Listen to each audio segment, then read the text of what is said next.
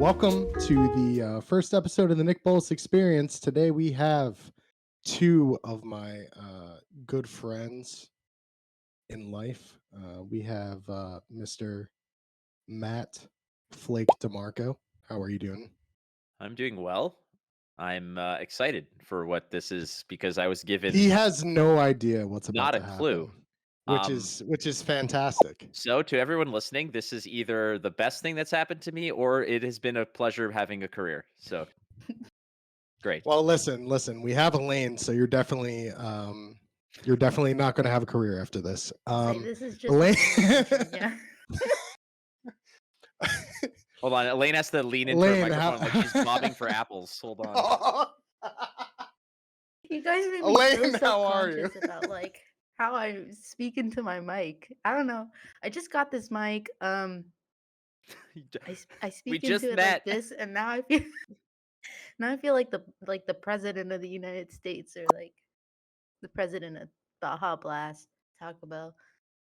But I'm good. I'm okay. I'm doing great, actually. Is Baja Blast going to be the bit for the rest of the time?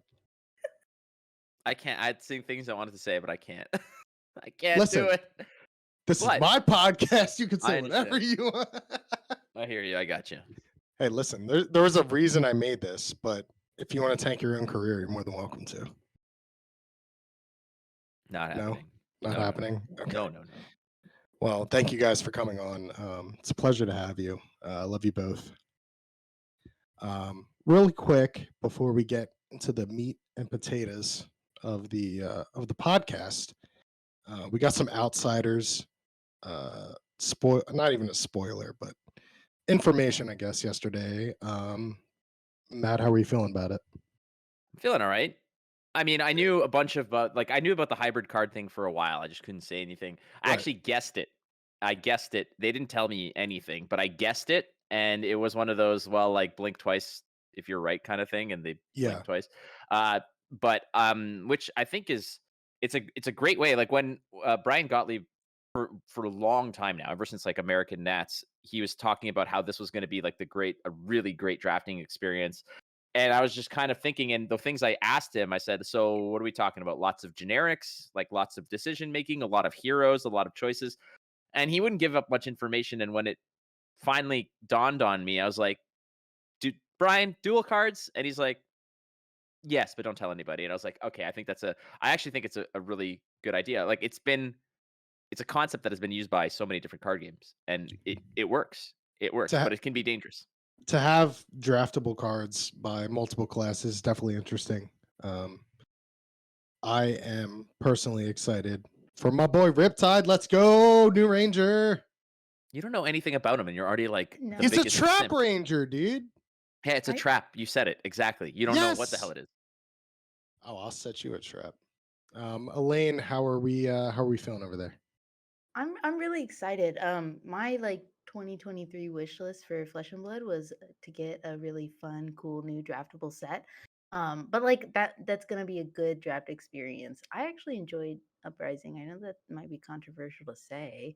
But I think that was part of it just being like the first draftable set that I was around for when it debuted. But I was like, I hope we get something like really spicy in draft this year. And I think that Outsiders is going to bring that. And I'm also really excited about the dual classes, not because of Ranger Assassin, but because I want to see more in the future. I want some warrior mech is really what I want. And I think that the door has been opened. And so I'm really excited for that. Although I'm not a Ranger fan, I'm sorry, but I do think you were like the target audience for Riptide. I had to say. I know, like I literally have the dad bod to go with it. I was about to say, was it just like, is it the body style? Like, is it the body image that just gets Dude, you? he's like smoking it's not even a cigar. It's like a toxic thing, and he's just like ready to mess people up. I don't know. Just rolled up he some just looks Metazoo cool. and just nailed it. Yeah. Doesn't he have less life too? Like 38. Yeah. Mm. That's how you know he's going to be good, because you start with less life. A decent ranger. That does scare me though. He starts with like because of like he's because of cardiac arrest, right? That's how he has less life. Yeah. Is that God? God? I God? feel God in God. this Chili's Yes. tonight. Okay, Yeah, it's absolutely. God, his other name is God's fine. Panda, and he is the producer of the podcast. How you doing, Panda? I'm doing good. I don't know anything about Flesh and Blood. I know you don't, but that's okay. My favorite You're not part- supposed to. My favorite part about talking to Flake is that, or about you guys about Flesh and Blood, is that you can literally convince me that any card is legal, and I have to believe it. Like he could literally play Exodia at me, be like, "I win the game," and I'll be like, Yeah, like Well, ball well- lightning, right? "Yeah, well, I guess he wins the game." He drew Exodia. I don't know what else to say. But anyway, I'll let you guys get back to what you were talking about. Yeah. So the other big news that we received, Baltimore. I've seen a mixed feeling about it. I personally think it is fine. I'm probably partial to it due to it being a short drive away from me. But how are y'all feeling about it? I mean, I'm like Do you even know anything about Baltimore? Cal Ripken Jr. played there. Fair. I mean, I've never been to Maryland. I've been to I should probably write down all the states I've been to. I've been very privileged in the past like couple years to have traveled to a lot of different states. I've never been to Maryland, never passed through it. All I hear is just everyone complaining about Baltimore. And like I've got my own thoughts and baubles about that because everybody's talking about the crime rate and this and that. And I'm like Chicago, Chicago celebrates when they have a 24-hour period where when single digit people get murdered, and it's like there's so many other places. I don't know. It's like we're not landing into a crime hole. Like it's No. And that particular area that I would assume that they're holding it is very nice, and a lot of hotels really close to the convention center. I really don't think it's going to. I think it's going to be one of those things that people complain about, and then they're going to go, and then they're going to be like, I had a great time. No, they're gonna find something else to complain about because that's what people. Yeah, do. they're going to complain about outsiders. That's what that's what they're going to do. I'm excited. I really wanted it to be somewhere on the East Coast that I could drive to, and like that's what I Yeah, you're got. pretty close too, right? How it's far like is it 6 from you? hours, I think. Oh, that's not bad at all. Yeah, not bad at all. So I was like, oh, cool, I can go. Like as long as it was somewhere I could like get to, travel to, drive to, I was gonna be happy. And yeah, people are like acting like Baltimore is just like the purge is happening over there 24/7. And I was like, I don't understand the big deal about it. Like I live in Charlotte. I lived in Baton Rouge before that, like in a really bad part of it. Yeah, People got murdered all the Louisiana's. time. Like, yeah, it's Yeah. awful over there. And quite honestly, it's just a big American city. Most of them are not that great. Yes. I can say that as the president, but no. No, I've been to many a city in America, and they're pretty much all the same. In some ways, it just depends on how close people are living to each other. That's pretty much the only difference, right? Well, People are like, oh, the crime, the crime. I'm like, there's like crime everywhere. And also like you're gonna be there for one weekend and spend 90% of the time in one very large you're convention center playing cards. Like I'm gonna be like, sitting there sweating for 10 hours playing the yeah, game. the concern is not going to be necessarily the fact that it's in at least on my side. It's not that it's in Baltimore. It's the fact that if I have to sit across the table from somebody who smells, that to me is the bigger egregious, transgression of Wear something. deodorant. Well, that goes without saying. The problem is that I get people's the massive outcry from the community about why Baltimore is no bueno is not. It varies from person to person. You ask one set of people, and they'll be like, "Well, the crime rate. It's a dangerous city. I'm not fucking stepping in there because I don't want to get shot." As if there's a firing squad that meets you at the tarmac. Should we go into the story about how somebody literally got shot outside the hotel you were staying at? When We I had to come could. pick Do you up want me to in tell that Philly? story? I'll happily Yeah, tell that fucking story. go for it, dude. What? Yeah. All Go right. for it. Go for it. Quick tangent here. So, let me just finish my thought real quick on this Baltimore thing. Fine. There's the people who are I'll complaining. allow it, yeah. Well, there's the people who are complaining about the crime and the danger of the city. Cool. I'm going to Minneapolis next week. And from all accounts, and I have friends who are police officers in Minneapolis, they always tell me, yeah, it's bad, but if you're not looking for trouble, you're not going to find it. It's the same, it's the fuck around and find out kind of city, and I get it. Baltimore, however, also has the people in the community who are complaining about it because it's just not interesting. Well, bitch, you want interesting? You want exciting? Go to Baltimore and look for the crime. That's a great story to tell. Is like I'm like you two should all meet up and sort it out and create an escape room that isn't an escape room. Maybe it's just walking down the streets of Baltimore and that's your escape room. Getting to the hotel, that's your achievement. But ultimately, the thing about it is that people need to pick a lane because I get it. Like LSS, I have a feeling this is like a cost cutting measure.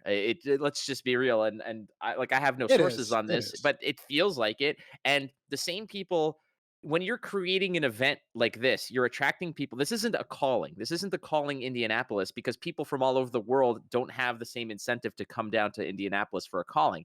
But it's a pro tour. People around the world are qualifying for this particular tournament with a $200,000 thing. So I'm 100% sure it has to do with accessibility and cost cutting measures. Like, because if you want the coolest fucking thing in the world, you go to Hawaii and everyone's going to be happy, but it's going to be expensive. It's not easy to get to. It's gonna be a nightmare. I think they threw it into Baltimore because there are multiple points of entry into that area Yeah, from around the there's world many international airports for around sure. there. Yeah. Within like an hour or two drive, worst case. But at the same time, you have a place as well that is probably not going to explode everyone's bank account spending like $200 or $300 a night on a hotel that they need. Very true. Very true.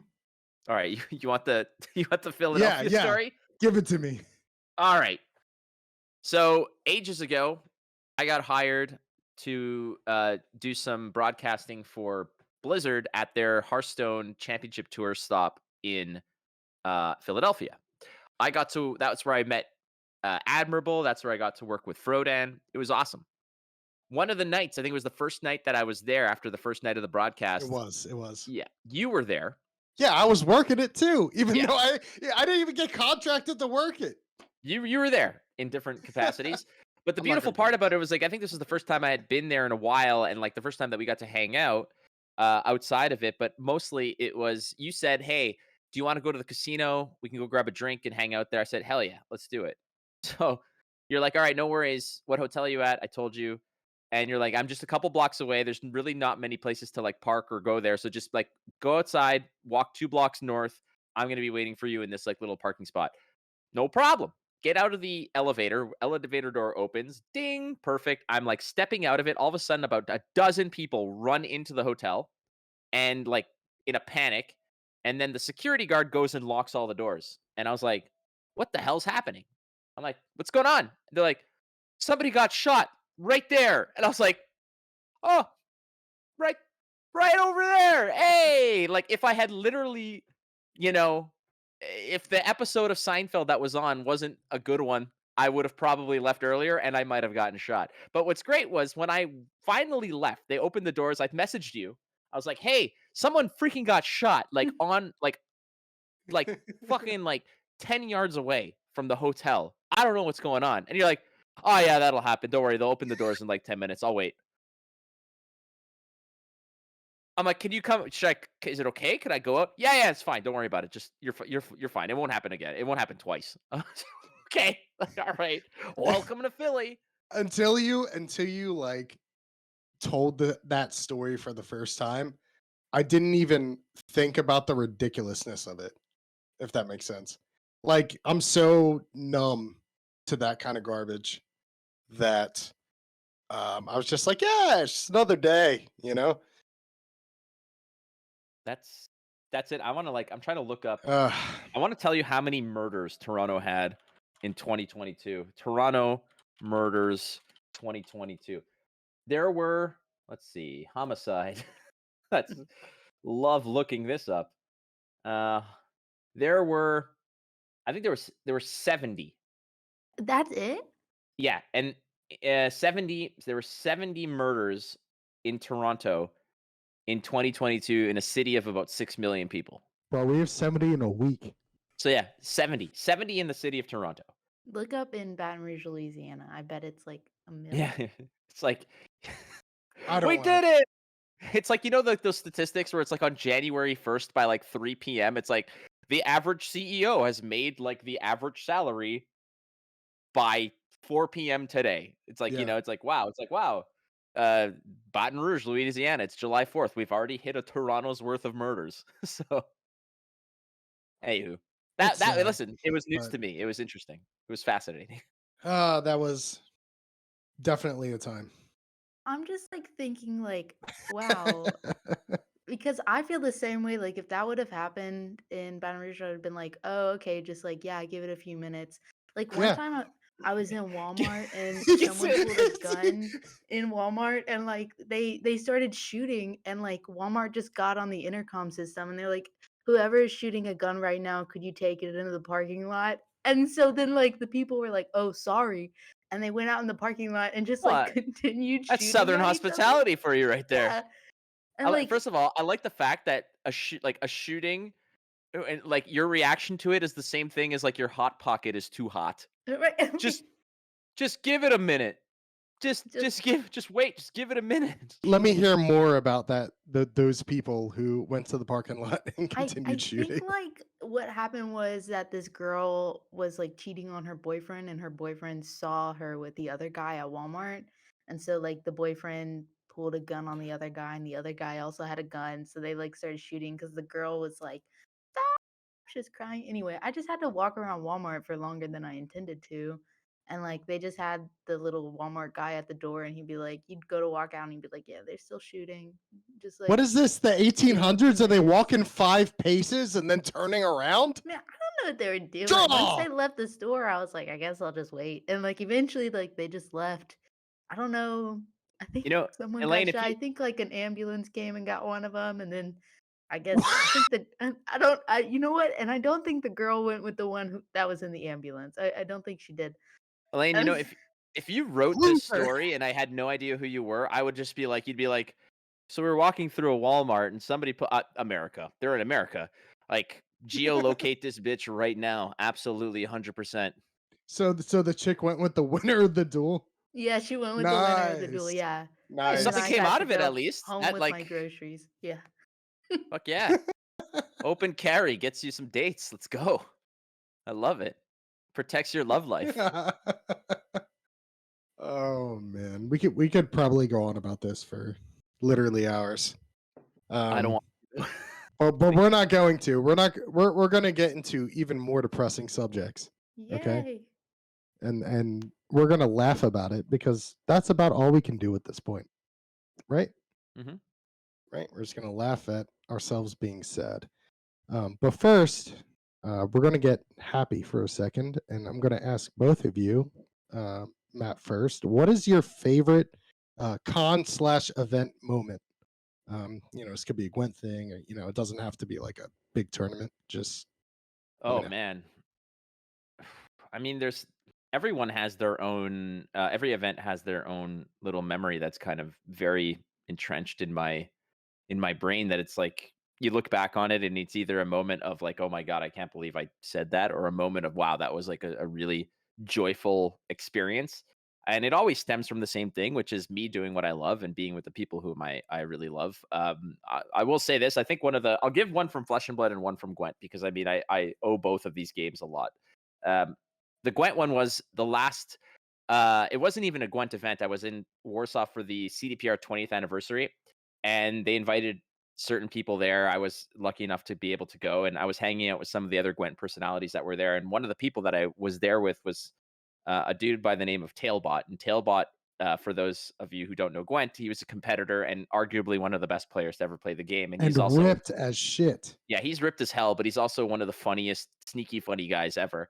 And we went out to this huge party arcade place, like picture like Buster's, but it's like a club. And it was unreal because that location was part of this like outside promenade mall place where all the resto bars and stuff would purposely open their patios and create this gigantic like almost like you're bar hopping from one to the other, but it's this big promenade outside where there's literally a sea of probably 200 to 300 people, all dancing and going nuts and drinking and having a good time and like ordering drinks from this place and bringing it out and going to see their friends there. And ultimately, my buddy Tailbot, who again, like you said, is absolutely jacked. He's like, "Hey, Flake, do you like a mosh pit?" I'm like, "Mosh pit?" He's like, "Yeah, you do mosh pit?" I'm like, "Dude, I'm like $150. Like, I don't mosh pit. Like, I don't do that. People dry themselves off with me at the end of the mosh pit." So he's like, I'm like, "You know what? Fuck it, dude. Like, let's go." I was drinking. I was a little inebriated, and I said, "When else am I ever gonna get a chance to do something like this?"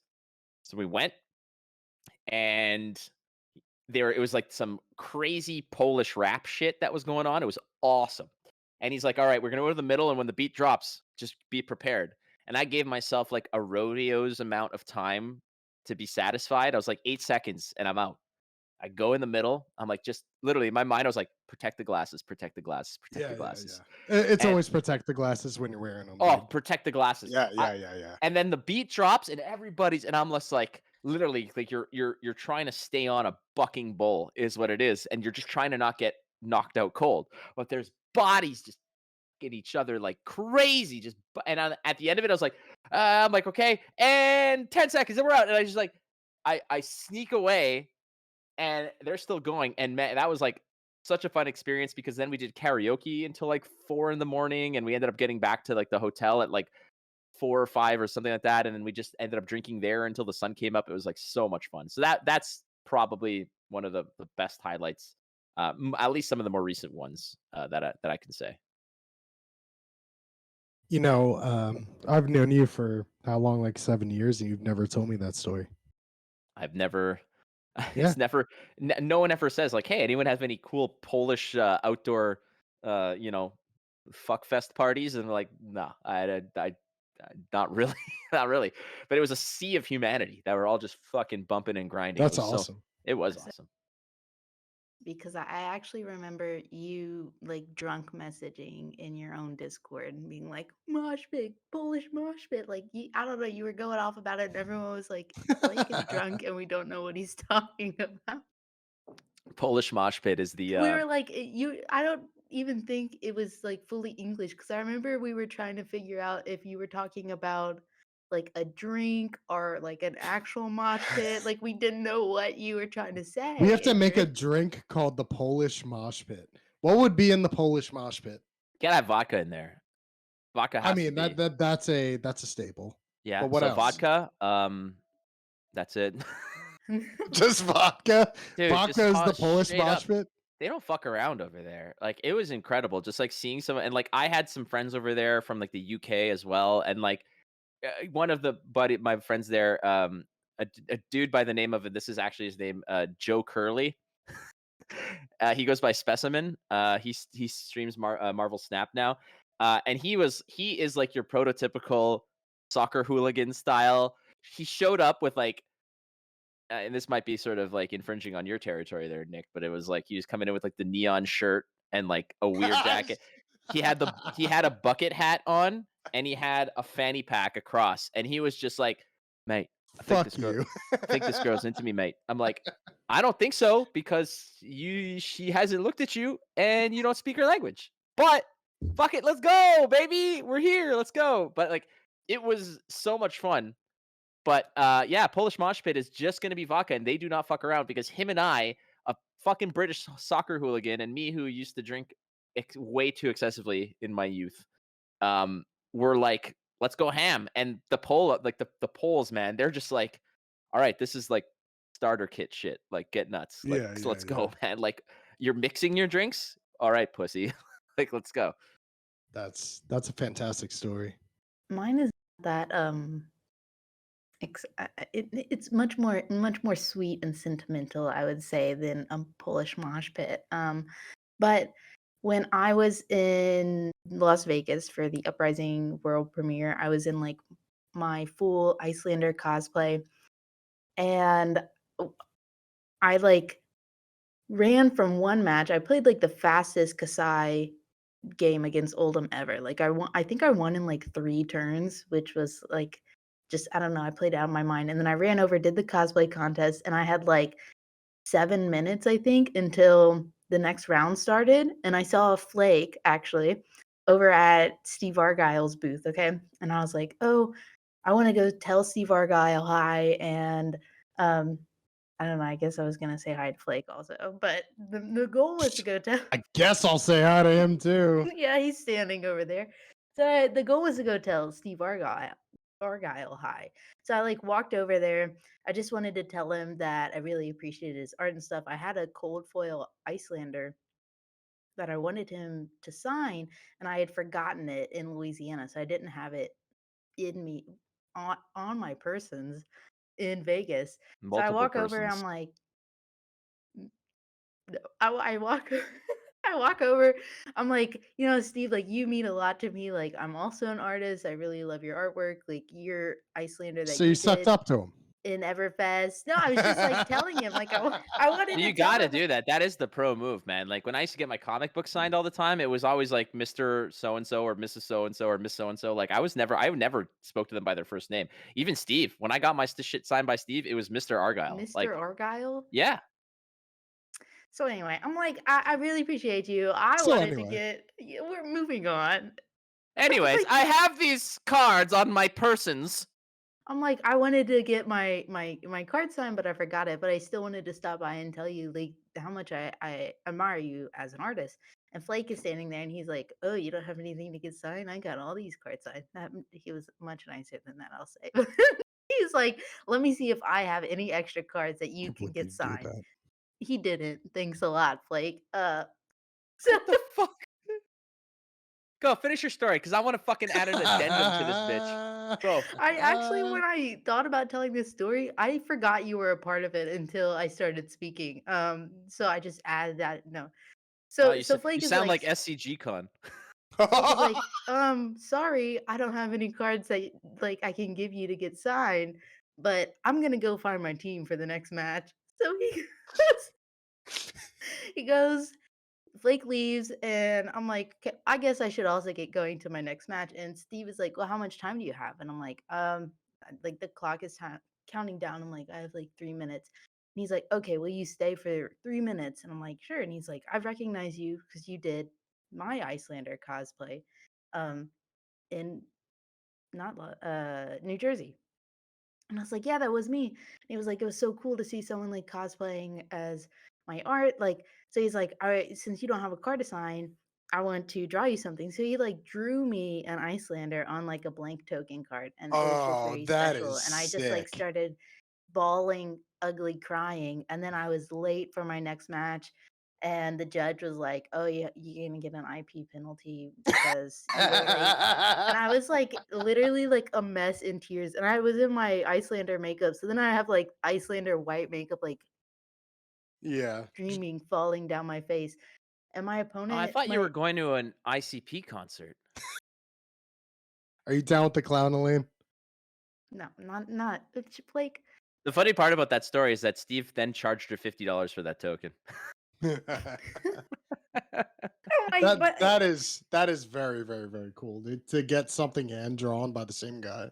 yeah, he That's hand drew it for awesome. me, and then he signed it. And basically, my teammates were like, "Where have you been? We couldn't find you. Why are you crying?" And I was like, "Look at this thing Steve Argyle did for me." And so then my opponent was like, "That's the best excuse I've ever heard to be late for a match." And so then he's Yeah. like, "Can I veto the IP penalty?" And the judge was like, "No, you cannot."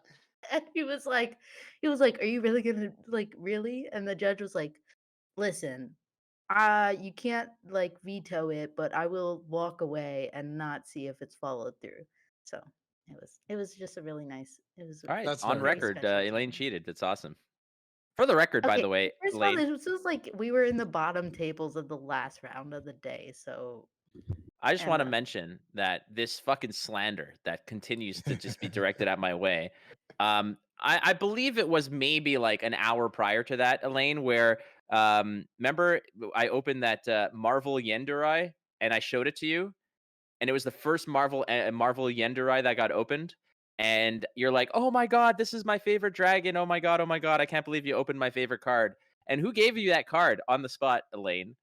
I don't know. Yeah, of course you don't I fucking don't know. You're remember. a I don't sucker. recall. Maybe I am. I don't listen. My mentality was it's gonna sit in a binder for me, or it's gonna bring Elaine a lot of joy and make her shut the fuck up. And that was a double whammy. Is that why you give me a foil, Lexi? Yeah. I love you, man. You're welcome. I got another one, or did you give it to me back? No. You still have I it, kept right? it. Yeah. Yeah, I got another. I'm never getting rid of that shit, man. I did get another one, and I ended up getting it signed by Federico Mazzetti, so that made That me is very happy. cool. Yeah, it's not a cold foil, but it's a rainbow foil, but that's good enough for me. And also, Elaine, what did you get in your Christmas card this year? You fucking Judas. What Christmas card? I don't remember. Yeah, all right, whatever. No, it's all No good. regulation. Who got no- you a foil signed fucking blood on her hands Kasai card? Yeah, you know what? That's fine. No problem. I Selective love memory. you, Flake. You know that. Nah, I don't fucking know it because here we are. It's like I choose slander to. and lies. I know, Well, absolutely. Okay, but that story is not slander and lies. Was it libel? I don't know the difference. No, it's true. It was 100% a true story, except you were a lot kinder. You were like, "Oh, if you don't have anything, let me see if I have something." Then he's like, "You were like, I'm so sorry, and I really gotta get back to my team." Anyway, go spill your guts to Steve Argyle. Tell him all the things you love about him, and then you left and you went back to your team. But I do appreciate you looking to see if you had a token for me to get signed. You didn't. Shut the fuck up. You just absolutely, first of all, drag me through the mud, okay? All I do is tell a And story. then get pissed off when I try to clean myself on your clean white towels. You bitch. Okay, I would say Flake is quite literally the reason I have like a pickle reputation in this game at all. So if anyone is slandering anyone, I'm merely an pickle observer. reputation? yeah. I'm the pickle queen of the entire world. How have you missed Wow. this? Panda, Wow. Actually, cut that. I squeezed That's my a dress. short. That's a short right there. I am the pickle queen of the whole world. This is my stress pickle. I get anxious when I record. It's funny. So. It's funny. She turns herself into a pickle. It's the most funny thing I've ever seen. Pickle Rick. Dear Christ, Pickle Elaine. Elaine. The amount of Elaine stories, and I have only known Elaine for like a year, and I have more stories about Elaine and with Elaine than I have with people that I've known for like 10 years. It's Elaine, unreal. you are ripe with stories, Elaine. I do have a lot. Like of stories. you just do shit and then it's like legendary. Oh. No, but legendary Not can be always bad. in a good way. Yeah, I was gonna Not say. always in a good way. Like the the legend of like the dog-faced woman or something like that. Not saying that's you. I'm just saying there are bad legends out there. Your legend is Dog-faced woman. not you, Elaine. I'm just saying. Okay? There's a Simpsons reference in there. Somebody who's listening to this will get it and back me up. Sorry, it's funny because You- I actually this is- have I actually collect like up to like season 18 or 12 of like The Simpsons. I don't know what you're talking about. You want me to I pull this one actually out? do know what you're talking about. Actually, I've yeah. never seen What The references? Simpsons. Yeah. It's one of the Halloween specials, isn't it? No. Oh, it's not? It's the one For where sure? it's the one where like Marge's great aunt dies, so it ruins their trip to Duff Gardens or something. And they're driving to the funeral, and Homer's driving, and they're all talking about the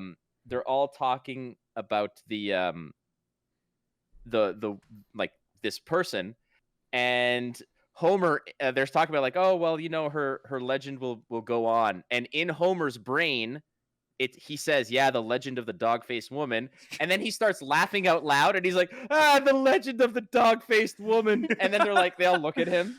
So that's kind of where that comes from. Anyway, All right. Yeah, I remember that reference.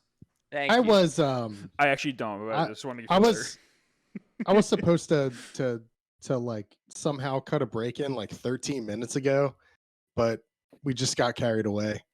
But it's been fantastic so far. We're going to continue this at the other side. Thank you. ad time. is what I would say if I had an ad to read today. Hello, everyone. It's me, your boy, God, and hope you're really enjoying the episode so far. Now, normally there will be a skit here that will also portray the ad itself in a very fun and delightful manner. With me, Panda, God, doing the ad read. But we don't have anything, so instead, I wish to introduce you to our Patreon. Patreon.com/NickBolasExperience. At least that's what it should be. You can expect to see an ad-free viewing, along with some bonus content. At least that's what we have planned so far. So please, check it out, and see what we can do there. With all that, ad time is coming to a close, so enjoy the rest of the episode. Goodbye for now! Welcome back to the Nick Bolas Experience, and I have been attempting to get Flake to eat his edible before the podcast, and I just attempted to get him to take his edible again, and he said no, however, and then he had a story, and I had Well, to cut back in, so here we are. it's for the first of all, it's perfectly legal here, so I'm not doing anything Oh against the yeah, rules. no. 1000%. I'm not shy about it. It's all good. A lot of people do it. Anyway, there's one episode. I will never do it on a broadcast or anything because it really doesn't do anything any good. It might be hilarious to some people, but it doesn't really help me in any way. There's one episode of Instant Speed, and I will not tell anybody what it is, which one it is, who was on it, or whatnot. All I will say is that we recorded later in the day, like in the evening, because that was when we were both free. And I was like, okay, we're recording at X time. I'm going to pop this bad boy the second that we start. By the time it's over, I'll start feeling it. It's going to be late. No problem. Podcast got delayed by about 30 minutes. So midway through that podcast episode, you'll note a very noticeable just change of me asking questions and driving a conversation to just me being in complete awe of everything that this person was saying and being like, wow. Like, yeah, like, and just forgetting what my role was and just wanting to be there and just be like, yeah, okay, keep going. Yeah, like, yeah, like and then eventually I was like, I need out. I need to pull the chute on this one. Can I? That's- Did your guests know? No, they did not know. They did not know. But there's a good chance that they've fucking figured that shit out when they were like, should I ask you some questions? Like, wow, what a terrible show this is. you probably just gave it away by doing that. Well, listen, if somebody wants to go through every single episode and watch it in its entirety, thanks for the views. I would never do that. I would never watch that show in its entirety. And that's I'm why so she's never been on the sorry. show in its entirety. That is true. All I right, got all on. I right. got on. I did one episode of Instant Speed, and I was not by myself.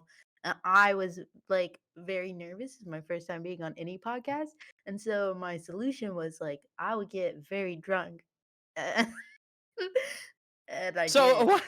There you have it. There you have it.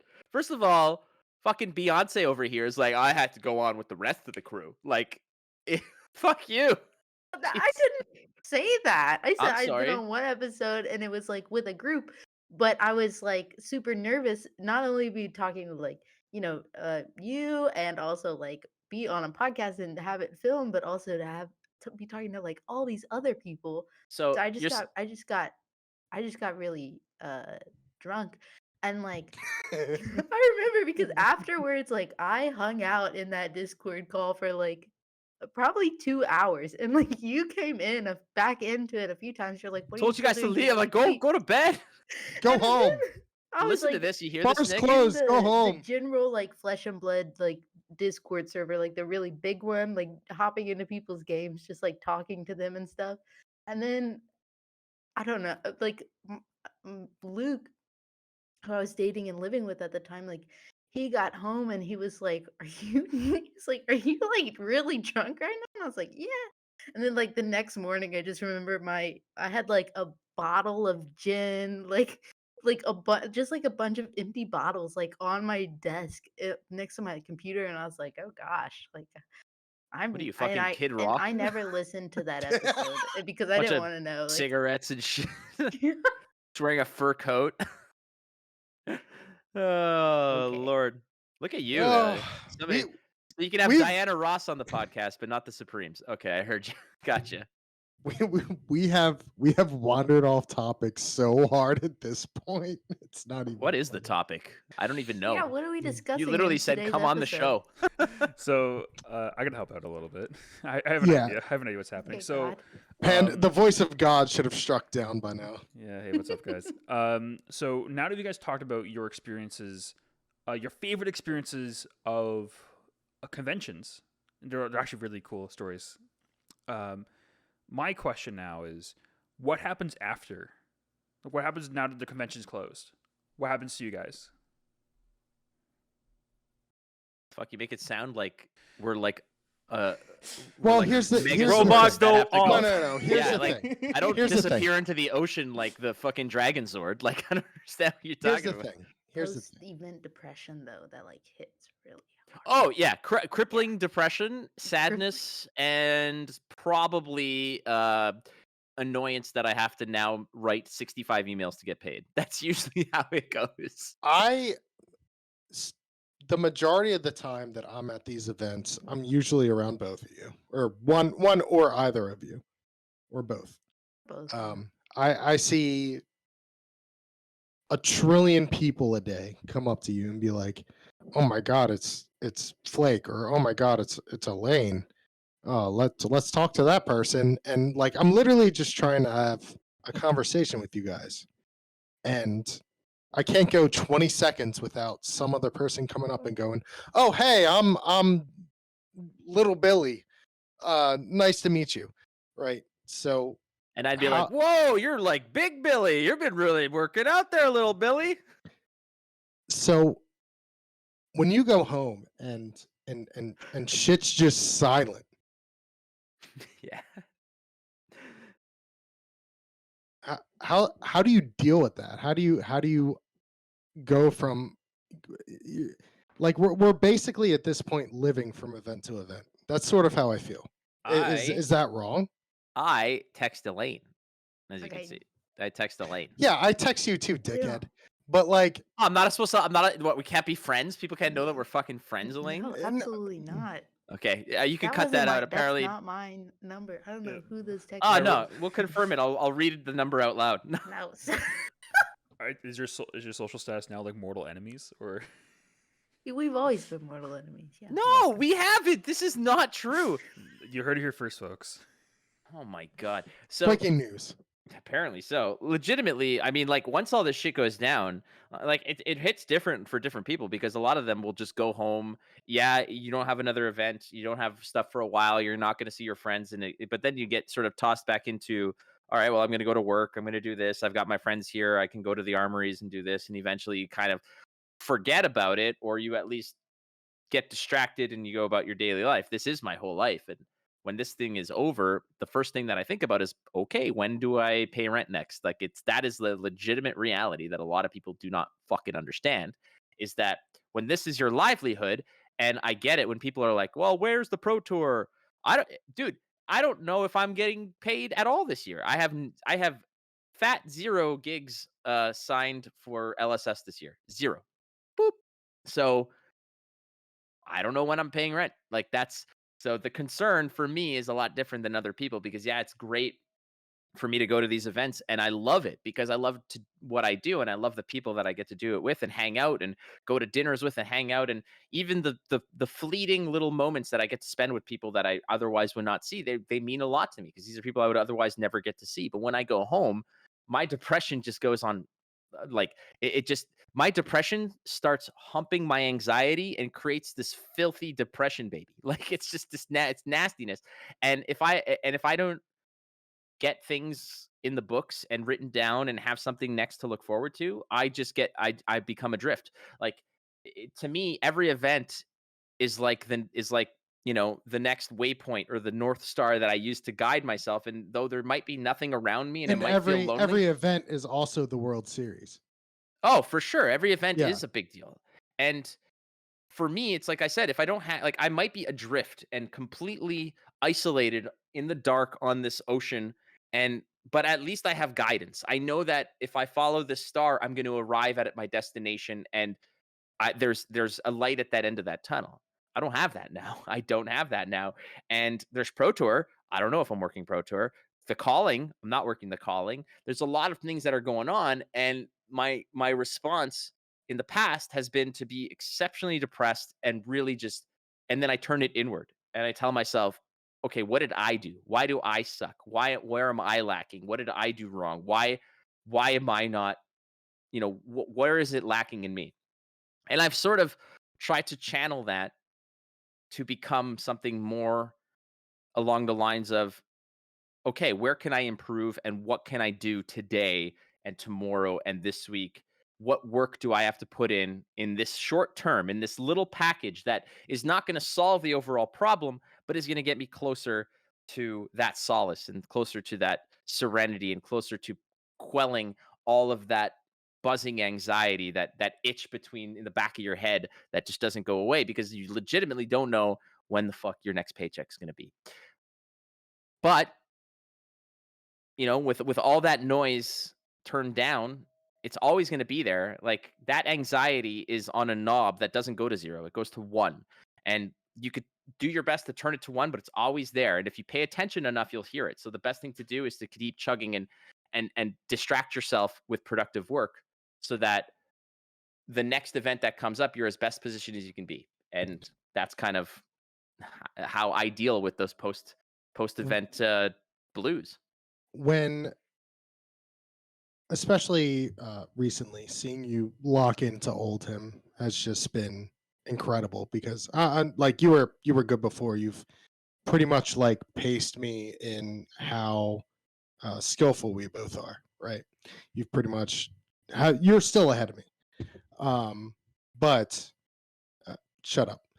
But watching you like sit down and actually like focus and put your all into it and watching you improve every single day has been fucking incredible, honestly. Thank you. Thank you for sharing that bit of info, that bit of insight. Elaine, what about you? Honestly, like Flesh and Blood, like large Flesh and Blood events, or um, any Flesh and Blood event that I get to like travel to, that's gonna attract a lot of people where I get to see you guys. Like that's become such like a little like safe haven, like oasis for me. Like I think I'm when I'm playing Flesh and Blood, is like that my house could be on fire and like I won't notice. Like, like the whole room could be burning down and I'm like in the zone playing Flesh and Blood. And it's one of the only times where I can like really, I don't want to say like turn off my brain from everything else that is going on in my life. And so it's a great escape. But beyond that, like going to these events and going like being able to hang out with the two of you and everyone else that I get to see at events is just like honestly when I'm at my happiest. And then coming home, like it's kind of weird because like you said, like people like to come up, they like to talk to me. I really love that. And I would never wish that it stops. But there like it is like difficult for me to put myself out into these social situations as someone who's like super introverted. Even cosplaying takes a lot for me mentally. Like it's very mentally draining. You get a lot of attention from it. And now like Yeah. being a creator in this space, like I like to meet people, I like to talk to people, people like to come up and talk to me and meet me, and like I love that. But like at the same time these events are like super draining for me, and so by the time they're over sometimes it's like I'm ready to go home and like chill and hang out, but at the same time I'm like really depressed that it's over and just ready to start planning the next one. So there's usually like a 2 day of like I want to do nothing but sleep and not talk to anyone for the rest of my life. And then as soon as like those 48 hours are up, I'm like, okay, but when's the next event? I really miss my friends. I really miss like playing Flesh and Blood. Now I'm just sitting in my house alone, like I can go to armories, but it's not quite the same. And I'm just like you said, kind of living from event to event. Like, okay, but I miss my friends, and like the people in the Flesh and Blood community have really become like some of my like closest friends that I consider you guys all really great friends. And but it feels like events are really the only time we all get to like get together and hang out. Yeah, I Like mean, those we're Jordan is apparently planning a fabcation, so we'll see if that pans out. If that pans out, let's go. I would love But to take a fabcation.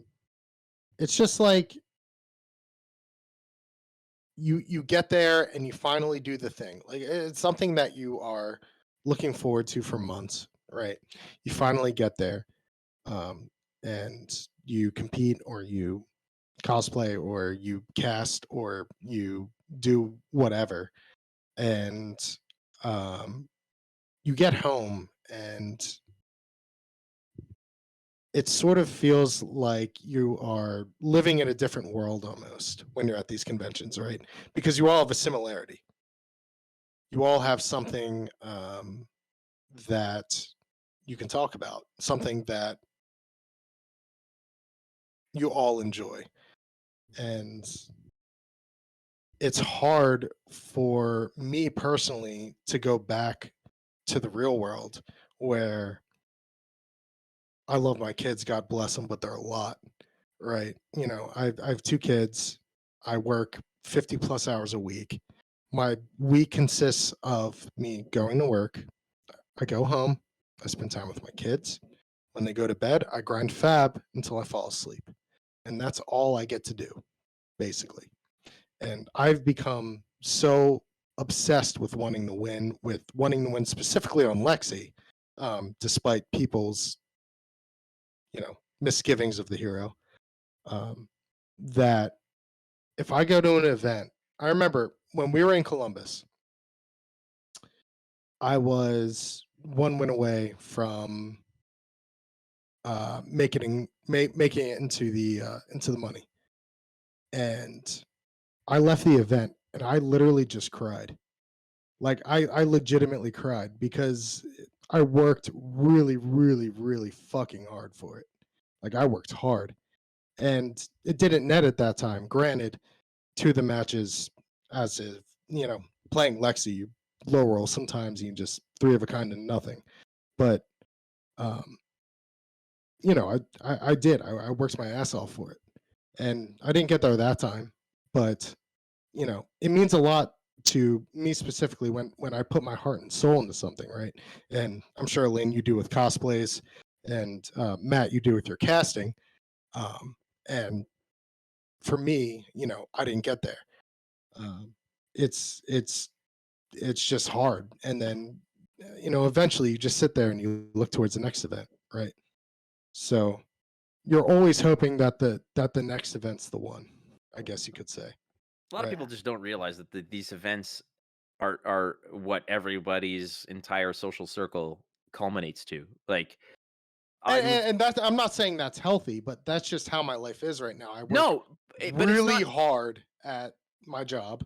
I go home, I have kids, I take care of them. Um, and I just by the time they go to bed, I'm just like I just want to play fab and I want to chill, you know, Like, and I grind my ass off. the no, and that's like I didn't mean it from the regard that it's unhealthy or healthy or whatnot. It's all a matter of perspective and how you No, no, approach it. no. I'm not saying that you did. I'm just saying, Yeah, it's, but for many people out there, these events are their social connection because I mean, like I know a lot of people in the fab community. A lot of them know me. However, I live in my apartment in a city where I don't see anybody. I see my friends maybe once a month. Like I have like one or two friends in the area. I'll see them maybe once a month, if that. And other than that, I'm at home, I'm working, and I do not get the one-on-one. I don't get to go out for dinners with people. I don't get to do this, to do that, play games or whatever until I'm at one of these events. So it's not just, you know, uh I don't know, Lucy Lexi Stan who goes to these events and has no other friends, and this is her outlet to meet people and to interact with people because she just is not a personality or she's not a content creator or whatever. It's the same problems, it's the same challenges that I feel that I'm sure Elaine feels that you would feel or whatnot. Is that when you leave these events, what people don't understand is that you're leaving behind it's like graduation day. It's like, I don't know when I'm going to see you again, I love you Yeah. dearly. We're going to keep in touch, but I do not know when the next time is that I'm going to see you. It's like going, it's summer vacation, and then, you know, bell rings, school's in, you go to the next one, and then you're gone again. And you don't see these people again, other than through tweets and DMs and Discord and whatever. But that's a nice crutch. But why don't I feel the same sadness when I'm logging out of Discord and a conversation that I'd have when I'm, saying goodbye to somebody at the hotel, and because I have to go to the airport the next morning or whatnot. Like, obviously, it's there's different echelons of the significance, but at the end of the day, you know, we live in 2023 where 20 years ago making friends on the internet was taboo, and now it's the way to do it. It's the only way you can Yeah. do it, frankly, to a degree. So that is just a massive shift. So when you do get to see each other, it's like this grand celebration.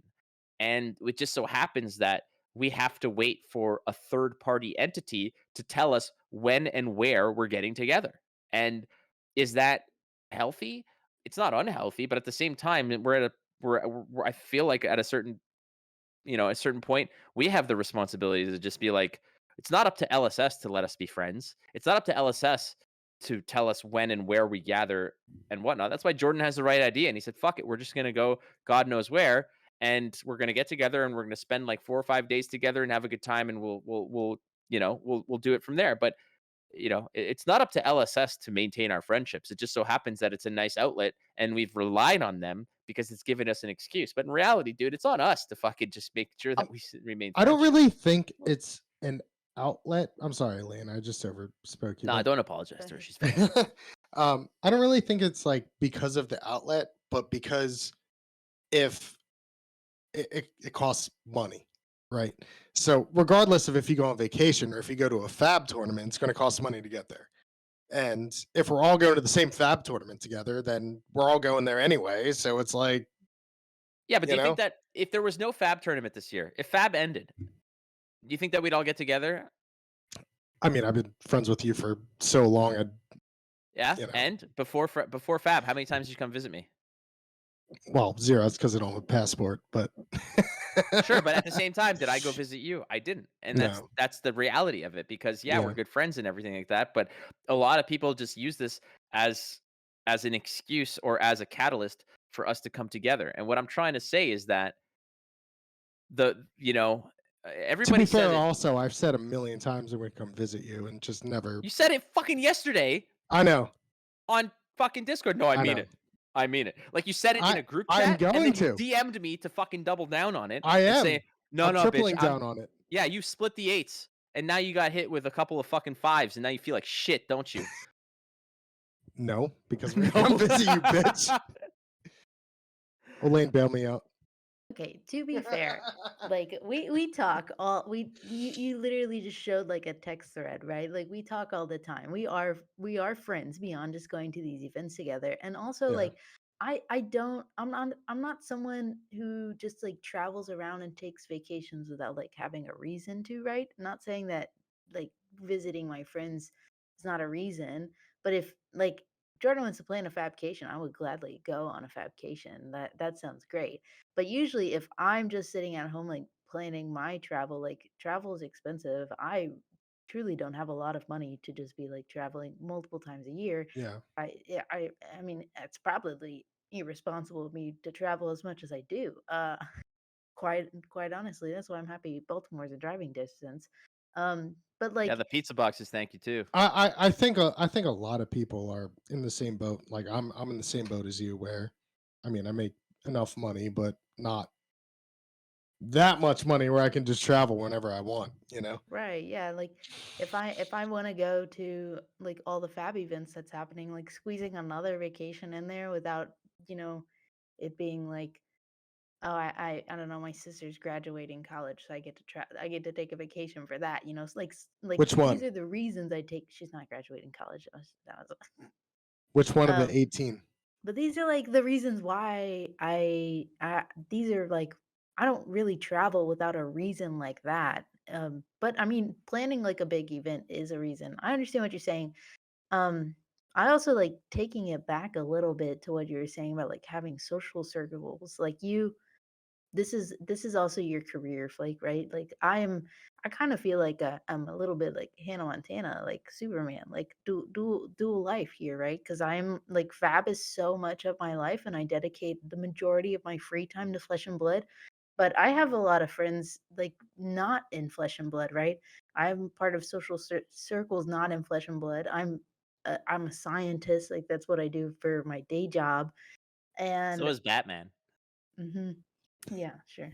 So I but also like being a part of these social circles, being a part of Fab is I don't I'm not playing favorites, but like it's honestly where I feel like my truest self is. When I'm like around you guys at these events, like playing Fab, like that is when I just am like feel like it can be 100% unfiltered. Elaine, as you guys probably have picked up, I can be a little unhinged.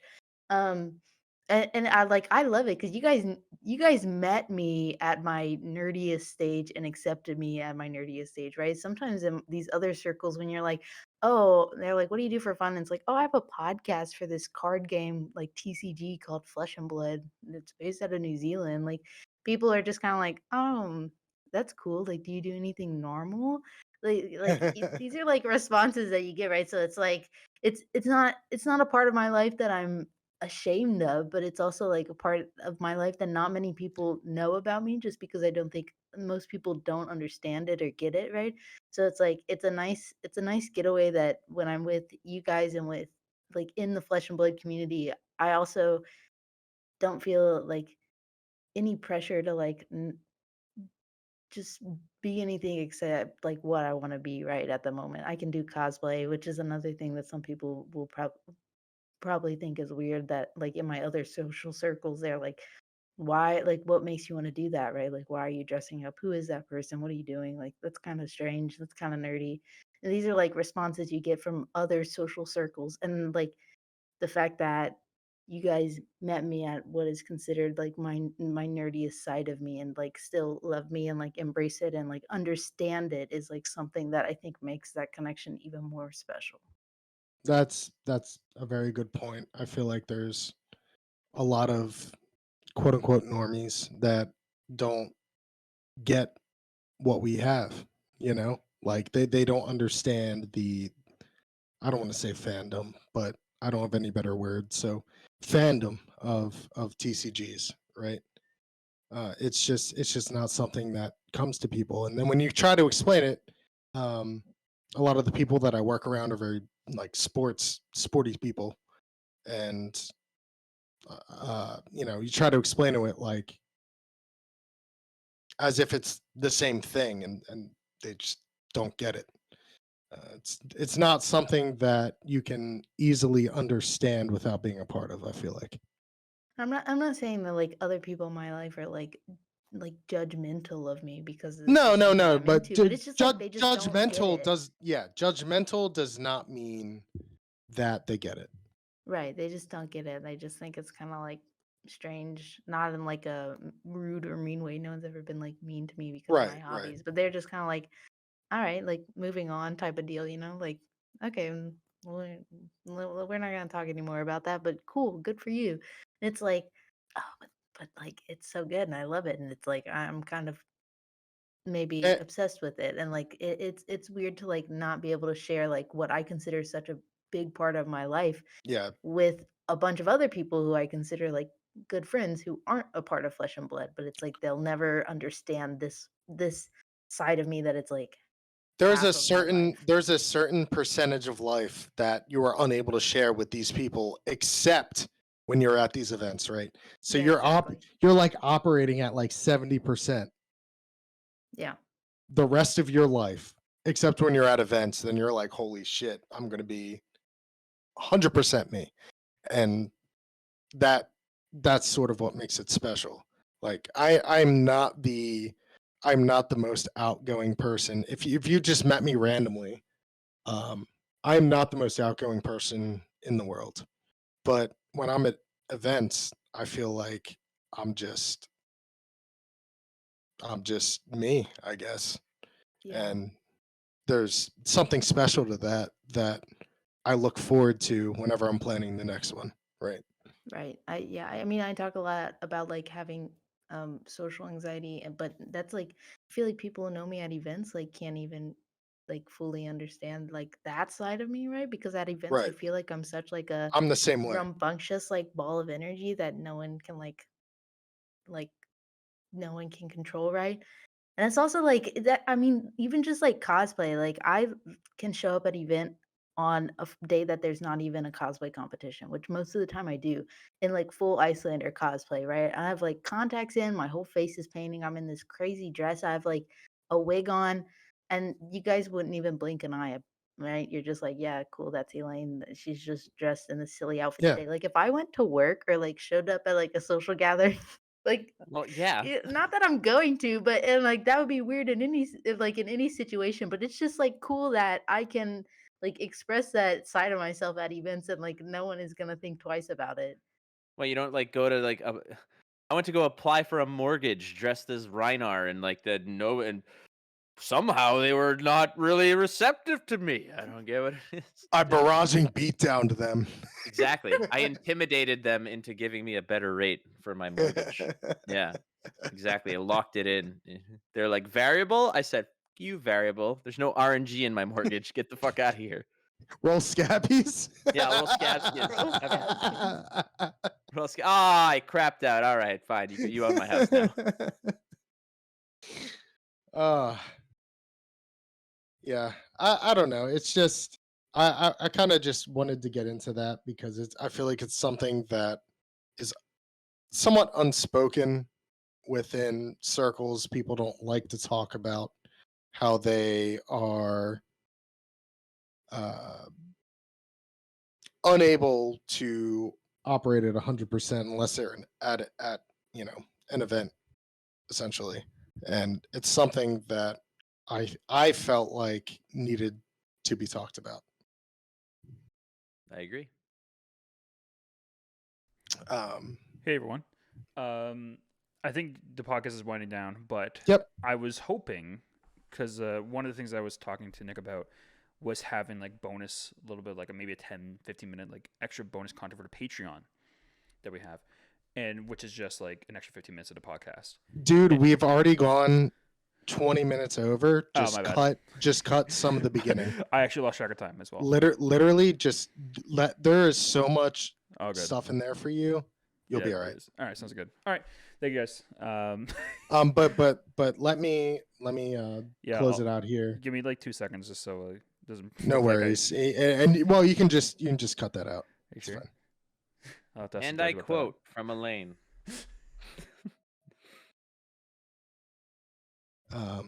After I got done talking there, maybe you can just throw an ad up or something. I don't know. But thank you both for being on the show. I am going to try to continue to bring interesting, unique, and untalked about topics to the Nick Bowles experience, and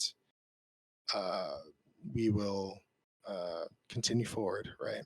We're all going to continue forward. We are all going to go to the next event.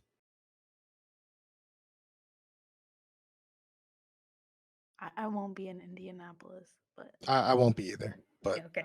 I'll be in their marketing stuff, but not. we Sorry.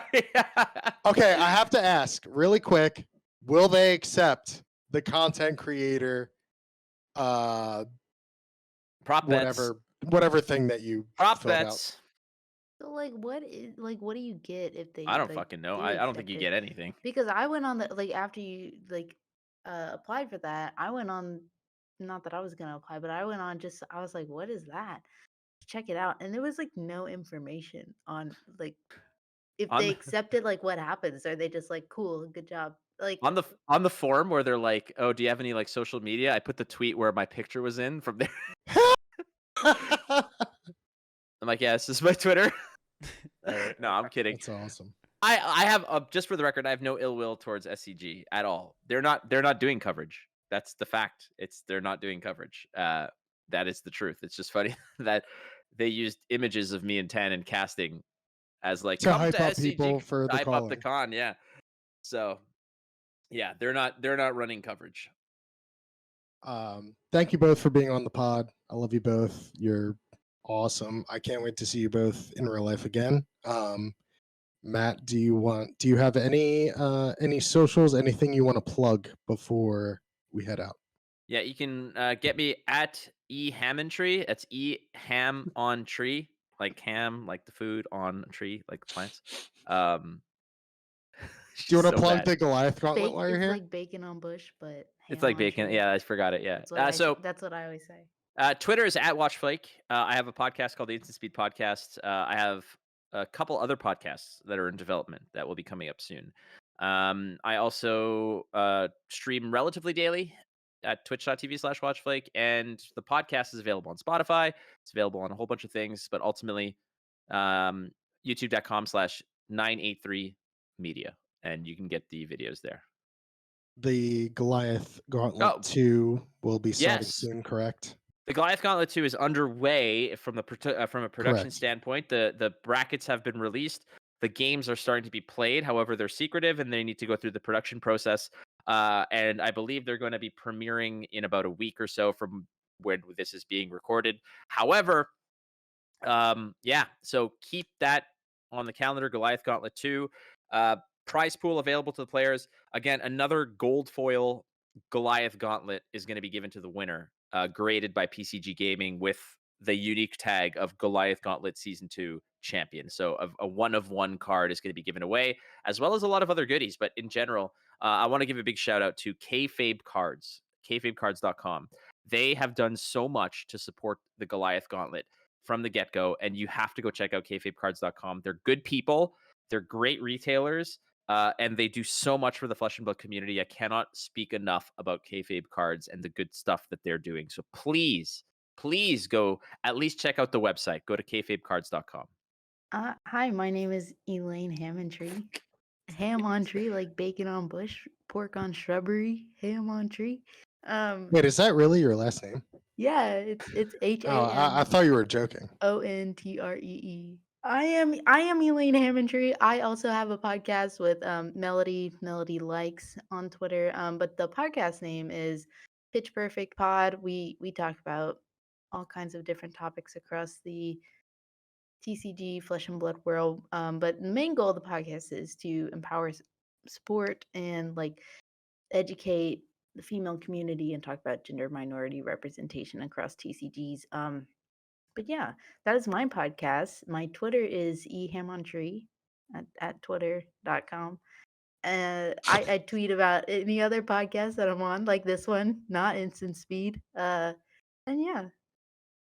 Thank you both for being on the show. I love you both, and I can't wait to see you both again in person. I love you too.